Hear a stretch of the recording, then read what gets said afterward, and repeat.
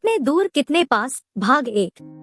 सरकारी सेवा से मुक्त होने में बस 2 महीने और थे। भविष्य की चिंता अभी से खाए जा रही थी। कैसे गुजारा होगा थोड़ी सी पेंशन में। सेवा से तो मुक्त हो गए परंतु कोई संसार से तो मुक्त नहीं हो गए। बुढ़ापा आ गया था, कोई न कोई बीमारी तो लगी ही रहती है। कहीं चारपाई पकड़नी पड़ गई तो क्या होगा, यह सोचकर ही दिल कांप उठता था। यही कामना थी कि जब संसार से उठें तो चलते फिरते ही जाएं, खटिया रगड़ते हुए नहीं। सबने समझाया और हमने भी अपने अनुभव से समझ लिया था कि पैसा पास हो तो सबसे प्रेम भाव और सुखद संबंध बने रहते हैं। इस भावना ने हमें इतना जकड़ लिया था कि पैसा बचाने की खातिर हमने अपने ऊपर काफी कंजूसी करनी शुरू कर दी। पैसे का सुख चाहे न भोग सके परंतु मरते दम तक एक मोटी थैली हाथ में अवश्य होनी चाहिए। बेटी का विवाह हो चुका था, वह पति और बच्चों के साथ सुखी जीवन व्यतीत कर रही थी। जैसे जैसे समय निकलता गया हमारा लगाव कुछ कम होता चला गया था। हमारे रिश्तों में मोह तो था परंतु आकर्षण में कमी आ गई थी। कारण यह था कि न अब हम उन्हें अधिक बुला सकते थे और न उनकी आशा के अनुसार उन पर खर्च कर सकते थे। पुत्र ने अवसर पाते ही दिल्ली में अपना मकान बना लिया था। इस मकान पर मैंने भी काफी खर्च किया था। आशा थी कि अवकाश प्राप्त करने के बाद इसी मकान में आकर पति पत्नी रहेंगे। कम से कम रहने की जगह तो हमने सुरक्षित कर ली थी।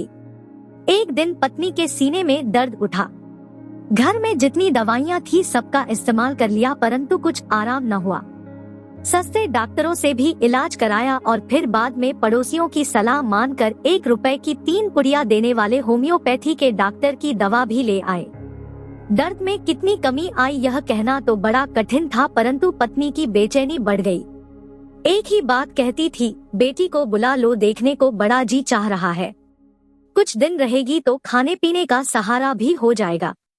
बहू तो नौकरी करती है, वैसे भी न आ पाएगी। प्यारी बेटी, मैंने पत्र लिखा, तुम्हारी माँ की तबीयत बड़ी खराब चल रही है। चिंता की कोई बात नहीं, पर वह तुम्हें व बच्चों को देखना चाह रही है। हो सके तो तुम सब एक बार आ जाओ, कुछ देखभाल भी हो जाएगी। वैसे अब 2 महीने बाद तो यह घर छोड़कर दिल्ली जाना ही है।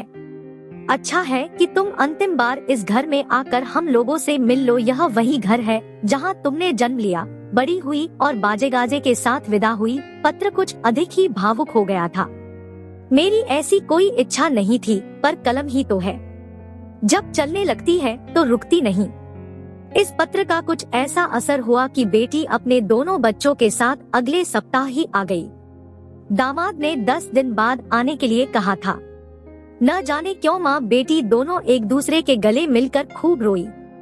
भला रोने की बात क्या थी, यह तो खुशी का अवसर था। मैं अपने नातियों से गप्पे लगाने लगा।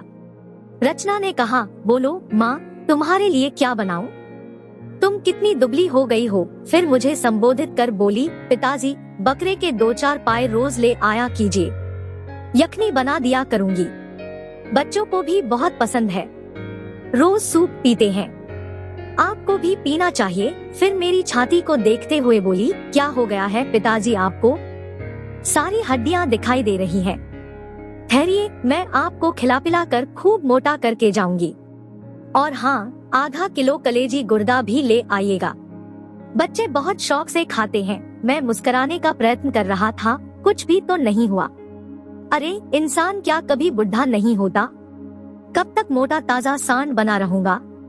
तू तो अपनी माँ की चिंता कर, माँ को तो देख लूंगी, पर आप भी खाने के कम चोर नहीं हैं। आपको क्या चिंता है? लो, मैं तो भूल ही गई, आप तो रोज इस समय 1 कप कॉफी पीते हैं। बैठिए, मैं अभी कॉफी बना कर लाती हूँ। बच्चों, तुम भी कॉफी पियोगे ना? मैं एक असफल विरोध करता रह गया। रचना कहाँ सुनने वाली थी। दरअसल मैंने कॉफी पीना अरसे से बंद कर दिया था। यह घर के खर्चे कम करने का एक प्रयास था। कॉफी, चीनी और दूध सबकी एक साथ बचत।